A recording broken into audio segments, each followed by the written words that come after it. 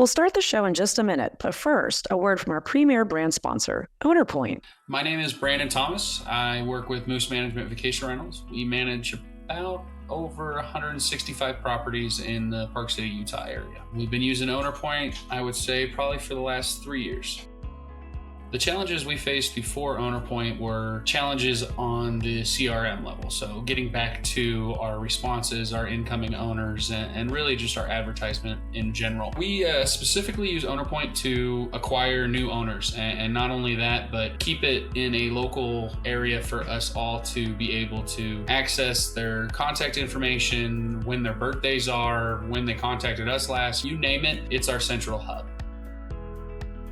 Our whole office loves using their AI tool, Genie. It is one of the best tools for property managers. It helps respond to guests that are unruly. It helps respond to reviews. It helps us respond to just any and all questions that seem a little bit difficult. The marketing campaigns have really pushed our normal postcards to the next level. They're able to have map tagging and certain different tags. Every day I can go through and find somebody who's purchased a new home, and I can send them an email, a QR code, whatever it may be, a postcard, and they're able to take care of it for us. The way OwnerPoint has made my life easier is unbelievable. The amount of running around and chasing I was doing before OwnerPoint has really slimmed to minor here or there. Everything's in one spot. Everybody is taken care of with their automations and their easy to read platforms. It's one of the best products I've ever used. I would recommend OwnerPoint to everyone and anyone outside of my area. I don't want anybody to grow as much as I did for that quickly. No, but for real, anybody looking to grow their property management business should be using OwnerPoint, ContactPoint, Genie. All of their tools and marketing solutions are really the top of the line. Ready to start growing your inventory and bringing in new properties? Head over to ownerpoint.io/Alex and Annie to see how they can help your business thrive. That's ownerpoint.io/Alex-and-Annie, where you can turn leads into long-term relationships and grow your property management business. Now back to the show. Welcome to Alex and Annie, the Real Women of Vacation Rentals. I'm Alex. And I'm Annie. And we're joined today with John Hildebrand, who is the founder of Hilde Homes and just a massive content creator in the short-term vacation rental space. John, so good to always see you. Oh, man, it's so nice to be back. When you ladies reached out, I was like, okay, here we go. So much we can talk about. I'm excited. So thanks for having me back. Yeah, we were just talking off camera. It's been a while, and it doesn't feel like it's been that long. And I think the reason it doesn't feel like it's been that long is we got to see you at Verma, and finally, for me, met you in person, which was like just so awesome. I felt like I finally met like this like person I put up on a pedestal is just such an incredible influencer in our industry. But why don't you just give us a little snippet of your background and how you got to be here? Yeah, man, I think I was on when I was really getting my feet wet still 2 years ago. I still feel like I'm getting my feet wet and learning every single day what that process is. But in short, I've been doing the vacation business since 2016. Yeah, I started a property management company basically to just hire myself and do my own. I was buying real estate at the time and managing them. Slowly started taking on other properties. So currently I own 4 of my own vacation rentals and then manage like another 10 listings right now. And then I do obviously a ton of content creation, kind of connecting people together, and a lot of advocacy stuff here in Arizona. Yeah, I've got Advocacy, Arizona, Airbnb, all a bunch, and Alex and Annie here. So we've got a lot to talk about. I think when we first had you on the show a couple of years ago, you had just been banned by Airbnb, and you told just a nightmare story of like, not because you did anything wrong, but like you got locked out of your account. And I know you've worked really closely with Airbnb over the years, but maybe just kind of catch us up to speed on where your love-hate relationship is at this point.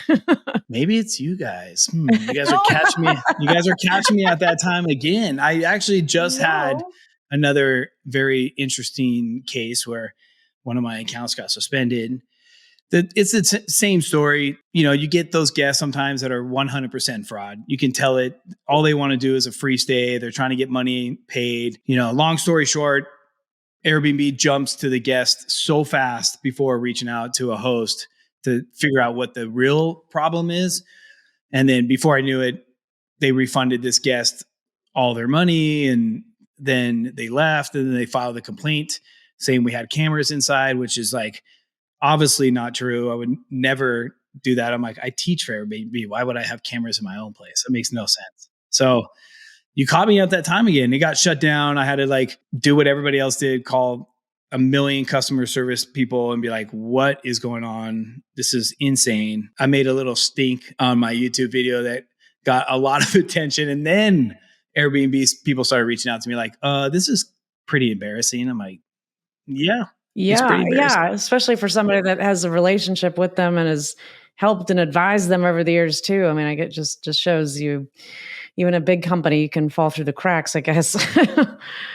Yeah. So love, hate, always, right? Yeah. I get it, though. Like, to be honest, I get it. I think you hear me probably talk about it. I feel like it's two different companies you're dealing with. Like Airbnb as a company, like when I was lucky enough to go to the office, and the people I surround myself at Airbnb with the ambassador program or the co-host program, which we talk about, just amazing people. Their hearts are awesome. They're all in it for the right reason. And then you talk to customer service and you're like, wait, what? Is complete this the same disconnect. company? It's such a disconnect. Yeah. So. Because you have been involved and to your point, seen you take them to task. I mean, you do call them out when they're doing things that they shouldn't do.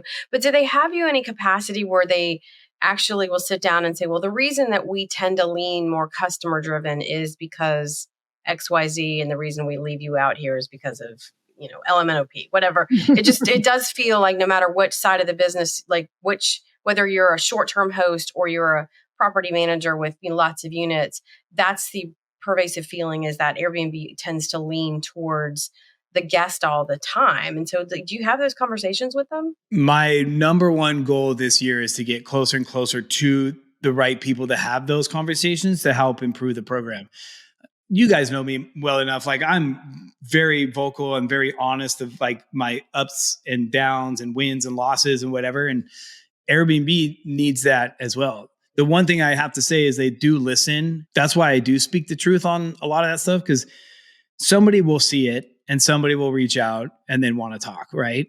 Sometimes it's a little too late, like in my incidents, but if I can figure out a way to help that from not happening to somebody else and like learn from it, then it is what it is. That's the reason why I have a voice for that. But I'm trying to connect. I've been connecting a lot more with my ambassador team about that and how I can get more involved of improvements, not just on the platform, not just hosting, but like, why are they jumping so quickly on the guest side? We all hear those stories. I was just talking with somebody the other day with Live Oak Lake out there in Isaac French, and he got his listing shut down out of nowhere, and they were doing like millions in revenue. I was like, oh man, what a loss. Like, what's such a bummer. So yeah, I would love to get more involved in that. I'm always trying to poke the bear enough where somebody will reach out to me so that I can talk to them.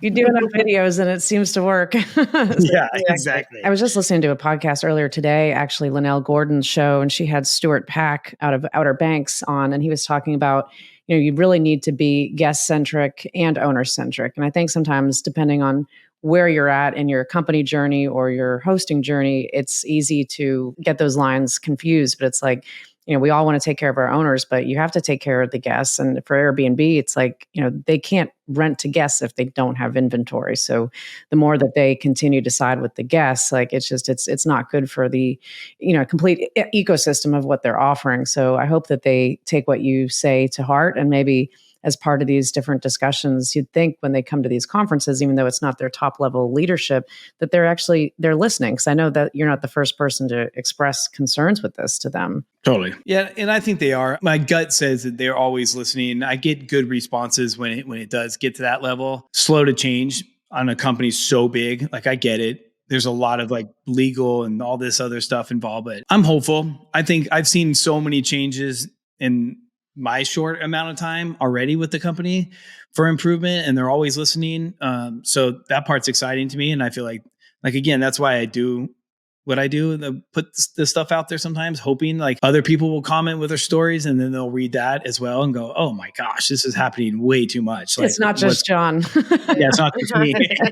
Not me being spoiled and complaining for no reason. Yeah, they don't have a picture of you up on the wall that like we need to set him straight with him today. Yeah. He's on our radar. Well, on that, so like on the Airbnb topic, they have been slowly working on it. I think you said that you were involved in the beginning of it, but the co-hosting program. So I think they fully launched it out, and it sort of hit the world with different lenses in terms of like the interpretation of what it meant. I still don't really understand it. It seems almost kind of dabbling in that rental arbitrage space, but not really arbitrage, like you're sharing inventory. So can you explain how that works and the benefit of it for you as an operator? Totally. Yeah. So I think the official title they're launching with is called Experience Co-host. So just to kind of explain how to be a part of it is you have to be experienced co-host. You have to have a 4.8 star review or higher, I believe, and you have to keep it up. If you get below that, you can be asked to leave. You're supposed to go through like a back, like check like your history of hosting and all that good stuff, right? So if you get accepted in the program, basically the concept is kind of like a marketplace. There's a lot of hosts, as we've seen, that are brand new, that are trying to launch and have no clue what they're doing, but they want to learn how to self-manage. They don't want to go and hire a property management company or like a full management. So on your listing, you can click the button that says, hey, link me with a co-host, experienced co-host, and it will pull up a page, search your area, and these are Airbnb backed co-hosts, right?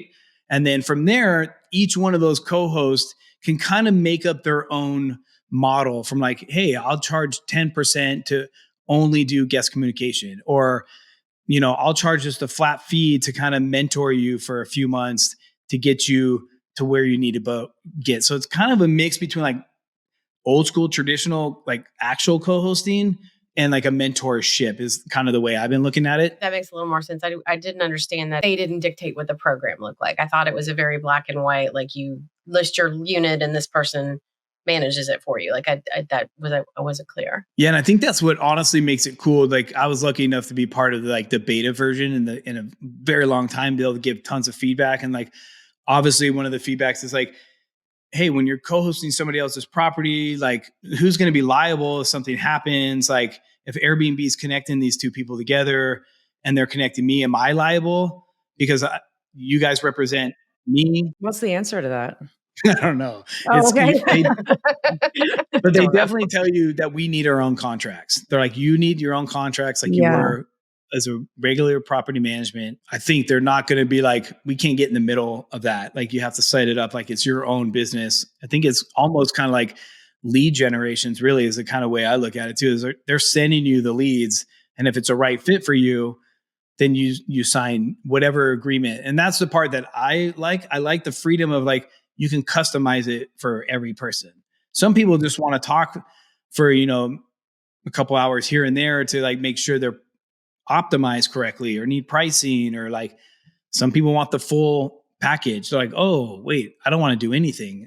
Can you do the full management? And you're like, okay, that looks a little different. Let's do it this way. So it is open to the host, which I think makes it work. Yeah.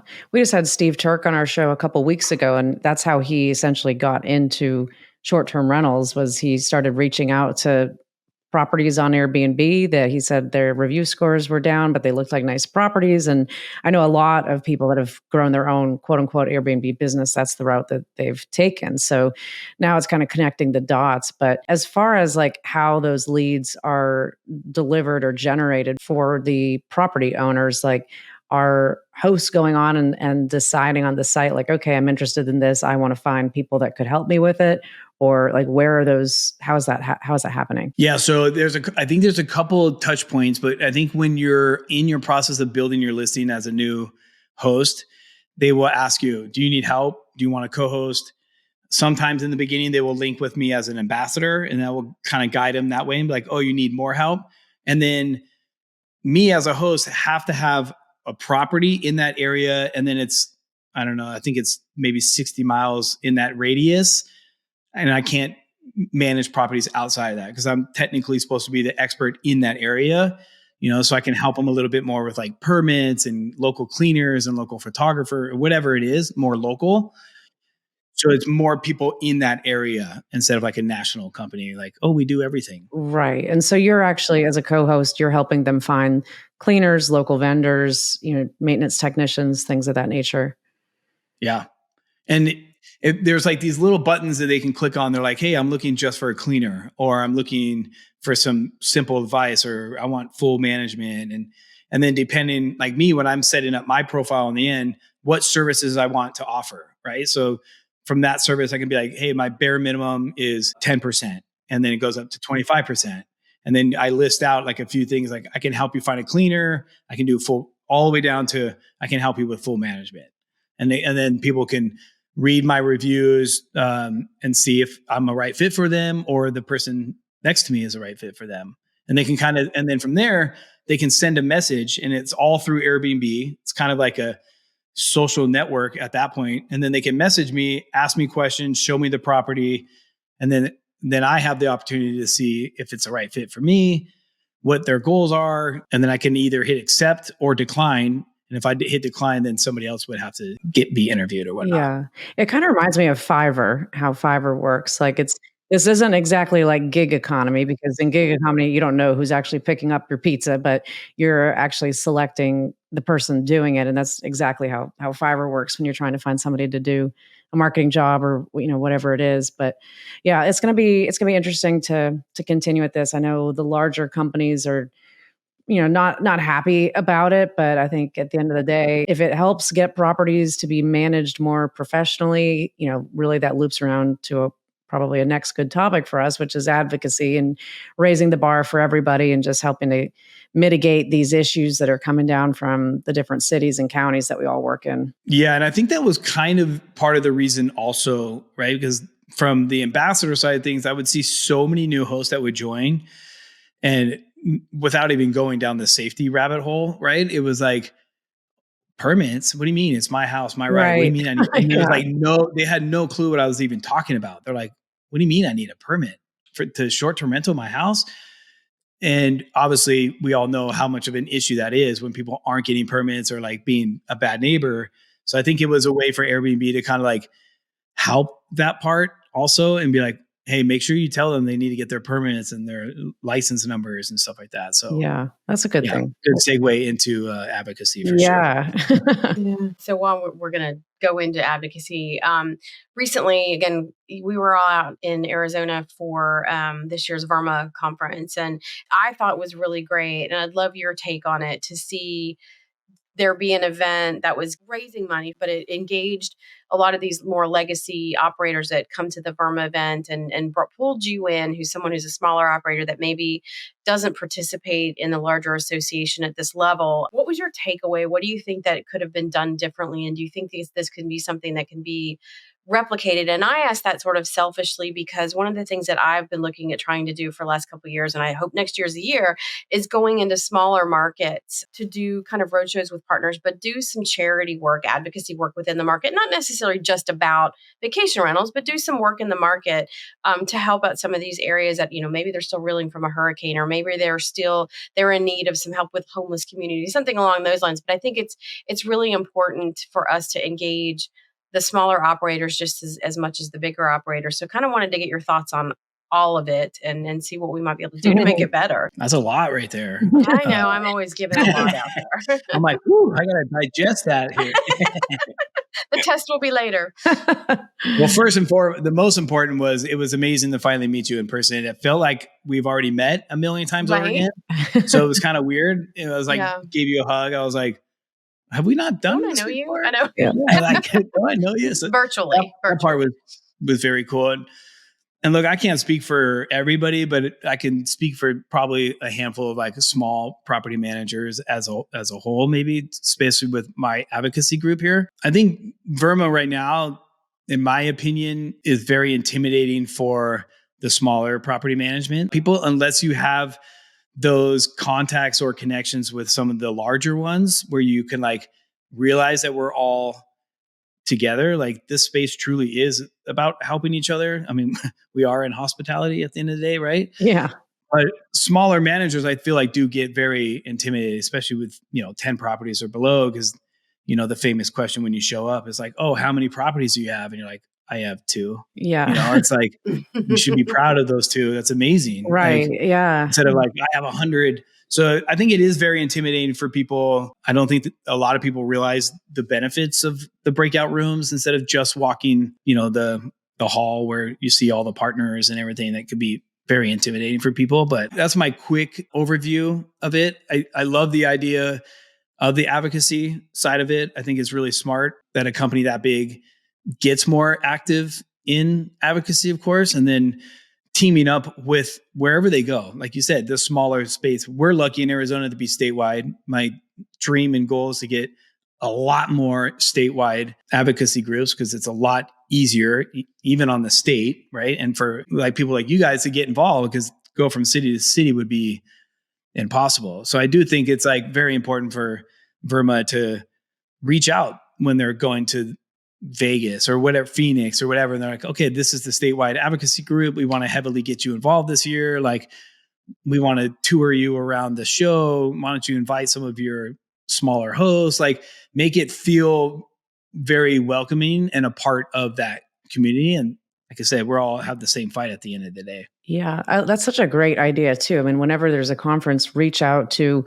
whether they're members or not, but even mostly the ones that aren't members, and invite them to come. Let them see it. It's in their own backyard. Let them see what it's all about, and just a great way to grow membership that way. But you're involved with some other associations. I know, of course, Rent Responsibly and some other conferences that you go to, but what's going on that scene? We've got Dave and Alexa coming on in a couple weeks now, but would love to hear your take on what's going on your side. Man, I love those 2. They're just such good people.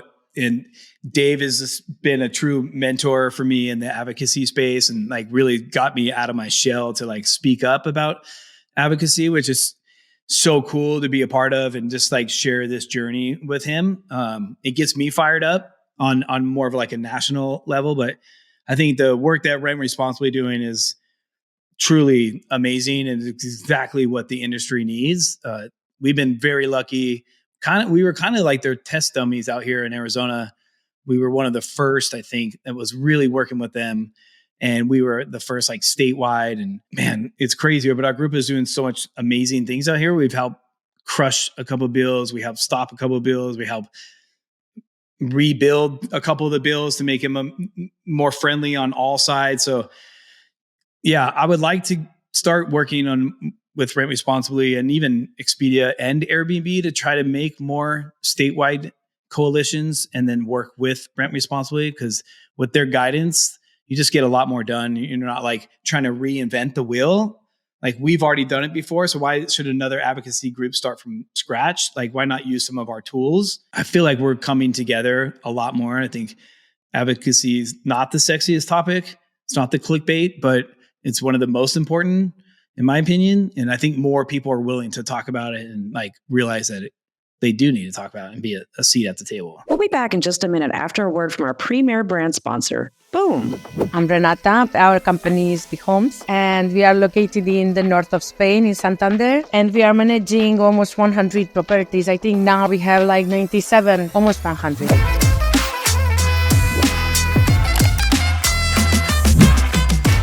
I already tried, I think, 4 PMS before Boom, what I was using. They were never answering me, or if I was answering, I had to send an email. Then I was saying again, no, it's not that, then to another person, again, a few days later, until I get to the answer. I don't even remember my question. It's always a long process with other companies. And thanks God that I found Boom, because really I'm very happy with them. Whenever I was writing them, always they were responding, and not 1 day, 2 days, or 1 week later. And not that I have to send an email. No, it's like a live thing. Okay, Renata, tell me what? Okay, fixed.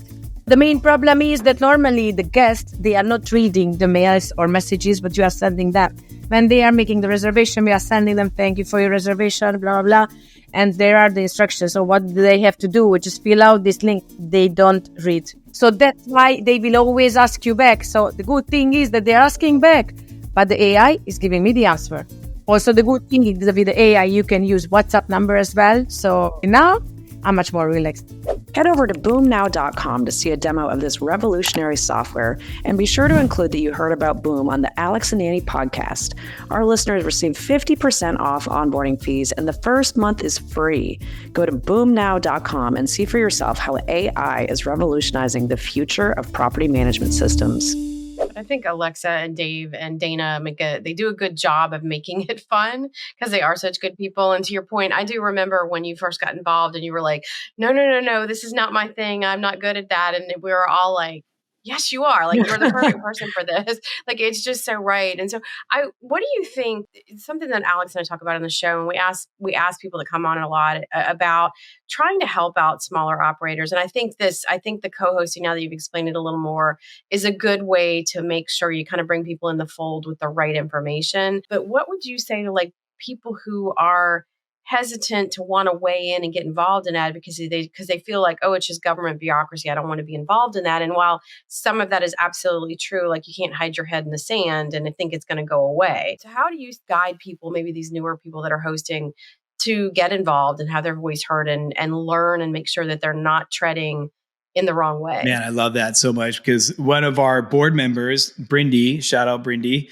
she and I were working on stuff all the time together. And I'm like, why aren't you a part of this advocacy group? She told me a year later about how scared she was. She's like, I don't know anything about politics and government and stuff. I'm like, I don't either, but there's other people that can do that. And we can do this and this. We can be the voice for the smaller people, or help write letters, or work on the social media part of it. Well, now, like, she's a board member.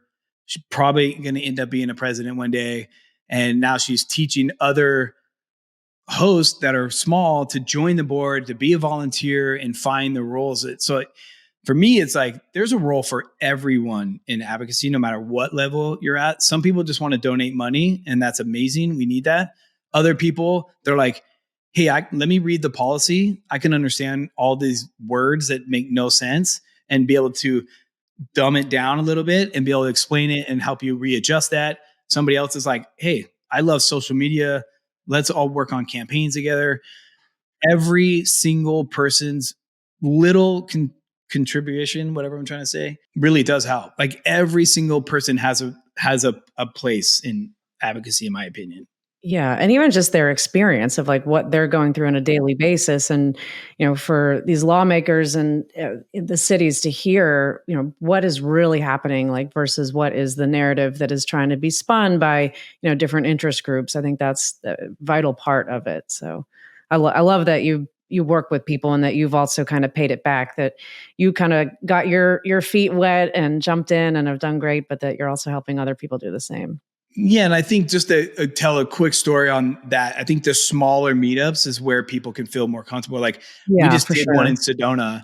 And as you guys probably see on the news all the time, Sedona's always like anti-rental, or like, we want some, but not this. And it's like always this heated conversation.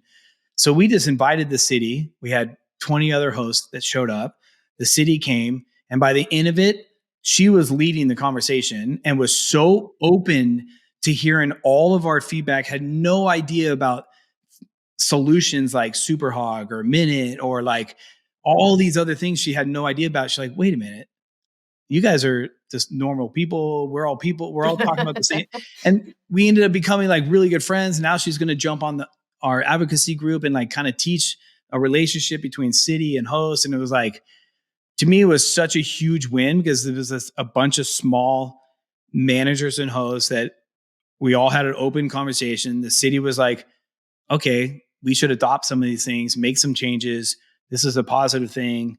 And it was just because a few of us got together for coffee. It's literally that simple. Sometimes it's a matter of people just want to be heard and listened to. And then and other times, like for this woman, it sounded like all she had was one side of the equation speaking in her ear all the time, and nobody was going out there to research, because they thought, well, if somebody's bringing to us this problem, if one bad apple is like this, then the rest of them are too. And we hear that all the time. Actually, Stacey Wesson's name comes to mind with Cascara Vacation Rentals, that she was going over a presentation she had for their local municipality, I think, and there were some advocacy issues that they were focused on. And when she went through her presentation of everything that they do to deliver not only great hospitality, but to protect the properties, to protect the destination, to protect the neighbors, I mean, the entire picture, they were just blown away. That, I mean, a lot of these, entities, they don't understand, like, this isn't just a mom and pop type of a business that's ran by big conglomerate Airbnb. There's incredible technology that's behind it that, this is not what it was 10, 20 years ago, even. But, totally. Yeah, it's cool to see that. It gets me excited. It's fun. The smaller meetups are like a good way for people to get involved on any level, because like you said, they want their voice to be heard just like anybody else. And it's a comfortable space. Yeah. So on that note, with technology, we always love picking your brain, and you're always working with all the hottest brands, but would love to hear kind of where you're at right now and what's your kind of top picks for your own tech stack. I love this. I was actually just talking with Bill the other day about tech stack, and we went down a rabbit hole for a second. It's so interesting. I think the last time we talked, I was like exploring hiring VAs, and like the training and getting things out of my head was like so difficult. And it was like, ends up being more work. So I'm not sure if I shared last time, but I ended up partnering with Angel Host to help me with my properties. And they're literally like an angel host. Like, they have the VAs, they have a revenue team, they're on Guesty for pros. And then I can focus on what I'm better at, right? And building out the other part of the tech stack. So part of my team now is so big because I have, full-time revenue, full-time guest communications with them. And then I can go find my other partnerships that I want, for like guest screening. I always use Superhog because of the background checks here in Arizona. And then, like noise, I'm always with Minute. I got a lot of my time back by cleaning up my tech stack and finding the right partners that work for me. And yeah, it's been an amazing journey building that out. I love that. It's so fascinating just talking with people. And I think there's a lot of chatter about some of the larger PMS providers specifically that are trying to force everybody in one ecosystem, and they're not giving them choice. And so it's really about like, how do you as an operator find what works for you, because what works for you doesn't necessarily work for the guy across the street. So you don't want to be forced into that. So I think it's being mindful and cleaning up what you really need instead of being forced into taking something that doesn't serve you well at the end of the day. Totally. And even on one of my properties, just for education purposes and content and learning and whatever, one of those are on Hospitable, because Hospitable, I've always told people, I feel like it's like the best platform when you're just starting out. It's not scary. It's so easy. So you just put the one property, they got the AI built in there now, which makes me look so smart when I'm responding to guests. Mm-hmm. Yeah. Wow, I wrote that. That was pretty good. Yeah. So all these softwares, I think, are kind of like working with each other on their strengths a lot more instead of like competing with each other and trying to overlap. And I saw that at Verma quite a bit. I was watching like Proper working a lot closer with even Superhog working closer with Hospitable. And it was like cool to see these companies kind of like, okay, we do this, you do that, let's work together instead. Collaboration. So, yeah. And what Angel Host does, it actually kind of sounds similar to what we were talking about earlier on the co-hosting side, right? But it's like they're professional in that, and they've got software that not only just helps with your Airbnb bookings, but they're pushing you out to other channels as well, correct? Yeah, which obviously it helps because like booking.com is a whole different beast, and all these direct booking could be very tricky. They help with the spreadsheets and the owners portals. And it's just like adding to your team. Like my owners know, because I tell them, I'm like, hey, these are my partners as part of my company, but everybody else, it's all under Hilde Homes, which is rad. So right. Nobody knows. An extension to my team. Yeah. It's not like they manage my properties. It's a team thing, which is, for me, it's all about branding. So I'm like, yeah, of course, this sounds perfect for me. Mm-hmm. It's kind of like white labeling your internal management, which is really smart. Save a lot of cost savings, I imagine. A lot of cost savings, yes. What does Minute do? I'm not familiar with them. Minute is the noise monitoring system, kind of like Noise Aware. They do smoke, marijuana, temperature, indoor, outdoor sensors. Gotcha. They're awesome. I really like them too because they do a lot of advocacy stuff. But I'm a nerd with learning all these stuff. I'll admit it, especially when it's really good to look at. Like, I know that sounds weird, but like if you have to look at these softwares all the day and pull them up, and you want it to be easy, and Minute is really sexy. Their app is really clean. It's nice to look at. It's easy to figure out. If I have a noise complaint, it's easy to send a report and, show the cops if I need to, or the city, and not get a citation, stuff like that. So yeah, I love it. Huge fan. I think everybody in this city should have some kind of noise monitoring systems for sure. Mm-hmm. Yeah, for sure. I had a question related to distribution for the smaller operators. And it's one of the things I've been talking to at NextPex. I get the opportunity to talk with people that have 3 or 4 units, and then, 300-400 units. In Europe, we deal with a lot of 30,000, unit operators. And so like, there's been a discussion about the adoption of new channels. And in this last year, I don't think it's any secret that Vrbo didn't have a strong year relative to some of the other channels. And so there's more interest in adding channels. And so for you as a smaller operator, looking at the possibility of Airbnb shutting your listings down, like, do you coach these people that you're working with and say, like, Airbnb is great, this co-hosting is wonderful, I want you, use the channel to your benefit, but, you really want to be mindful as you grow to add other channels within your mix so that you're not stuck in something should your listing go down? Yeah, and I could be a little biased, of course, but I definitely think you 100% need other channels, even if you don't get bookings on there and you're getting marketing. Yeah, exactly. Surprisingly, some people shop. It's weird. I see it happen all the time. They shop on Booking.com, and then all of a sudden they book on Airbnb, or they're like, "I saw your website, but I'm not comfortable booking direct yet, so I'm going to book on Vrbo." That happens to me all the time, and maybe they're like trying to make sure I'm a good host everywhere. Like, I have, a handful of reviews on Google.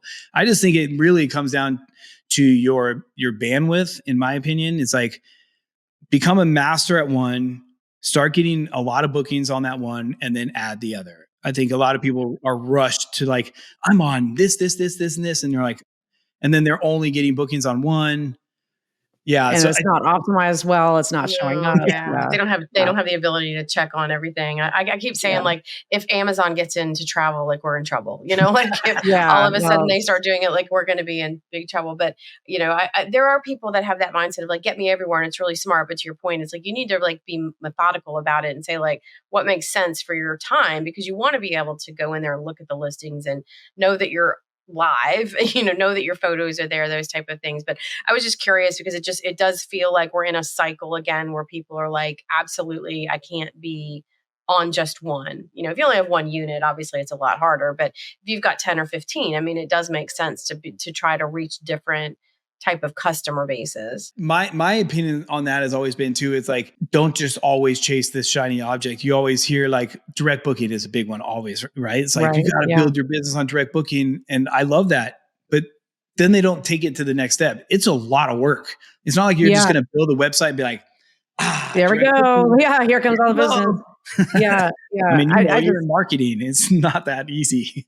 I feel like I've said this so many times in the last couple of weeks, but on our show also of like, it's the same thing that you just said about getting on other channels, like get one really good. And then you continuously add as you've like got it nailed down, because if you just say you want to do direct bookings, it's like, okay, well, I mean, there's so much that goes into that you don't just start from 0 and get to 100. Like there's so much to consider. I mean, the goals of the company, like, are you trying to build a brand? Are you trying to eventually sell your company? Are you trying to get into other markets? Like there's so many different things that play into the tactics. And I think that's kind of the bigger issue, whether you're talking about distribution or direct bookings, is that people in marketing in general, people dive into the tactics. Like, I feel like I need to be doing your email marketing, so I'm going to do that first. But it's like, let's take a step back and let's look at the strategy and decide what really makes sense, for the course of action. And you want to be able to prove to yourself, especially on the direct booking side, that you're getting a decent return, right? Or at least a good return or a decent return, to be able to spend more money in it, because you are having to spend up front to get something that's going to benefit you on the backside. But everybody, and myself included in many cases, I mean, all of us are not very patient. So we want it immediately, but you have to be patient with some of these things to do them right.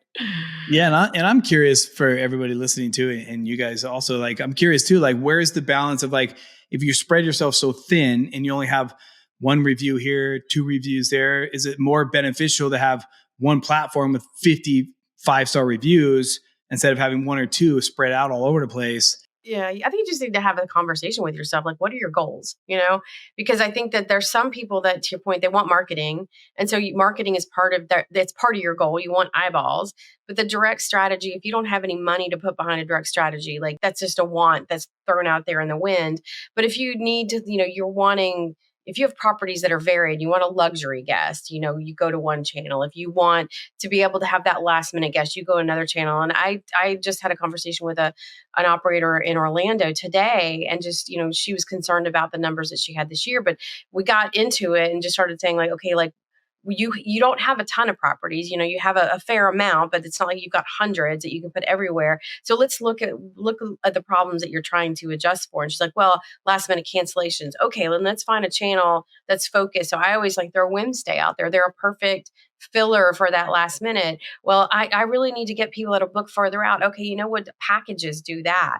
Work with a channel that really can drive packages. So I think that people need to educate themselves. And to your point about not being attracted to the shiny penny, just because the company has a lot of advertising out there doesn't mean it's going to be right for your market. You really need to understand the market dynamics and who's coming to you, because the channels aren't driving demand. That's the destination's job. The destination's driving the demand. The channels are just harnessing it. So if you understand what the destination is going after, you can find those channels that can complement it. And I don't think that people put enough attention into that process as they do to other things. And that's why, for myself, like, there's people like myself that are here to help with that and help guide people. And there's no absolutely perfect right way to do it. It's just it's kind of a trial and error. I love that. It's so good.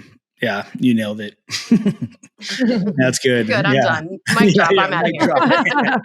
Yeah, it's so true, though. It is cool. Yeah, because even, like, I'm always trying. Like, I'm one of my properties, I'm on Plum Guide. I love the way Plum Guide looks. It looks cool, and I'm not getting any bookings. I feel like I'm getting some traffic to my website or whatever, but I'm not getting any bookings. So it's like, at the end of the day, is it worth it?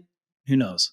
Yeah. Still early. Well, and at the end of the day, too, I mean, it also comes down to, if you're somebody that you're trying to grow your portfolio managing for other owners, so having those sites, having Merit Homes and Villas, I mean, those are like, it solidifies you as a really good company that somebody would want to list their property with. So it's like, some of those, I always looked at them as kind of like more like trust symbols in a way too, and how I could leverage those in marketing to get more owners. If we get reservations from it, great. But that's also just something to be thinking about too, as you're making those decisions. But there really are. I mean, there's so many decisions you have to make, whether you're a host or a company these days, on just about every part of the business. This is not the passive income thing that you see on TikTok. That's for sure. Dear God, no. That's a whole other podcast right there. Yeah. They're like, oh, it's so passive. It's so TikTok Johnny said all he does is sit back and collect $10,000. I'm like, yeah. Well, okay, TikTok Johnny didn't say that. I'd love to know his secrets, but I've got to see it in reality. I like that. We need to get you a shirt that says TikTok Johnny. Oh my God. Yeah. Oh my gosh. Well, John, it is such a pleasure to connect with you as always. And we look forward to seeing you in 2025, hopefully at one of these events soon. But in the meantime, if anybody wants to get in touch with you and get to see all the amazing content that you put out, what's the best way for them to reach out? You can always go to my website. It's johnhildebrand.co. Or my Instagram is this John Hildebrand Sticky. Most of all my stuff is linked there. Hit me up there with any questions or whatever, advocacy related or small manager related, anything. I'm always around, or try to be. Yeah. Yeah. We feel like we always see you everywhere. If anybody wants to get in touch with Annie and I, you could go to alexandanniepodcast.com. And in the meantime, thank you for tuning in, everybody. We will see you next week.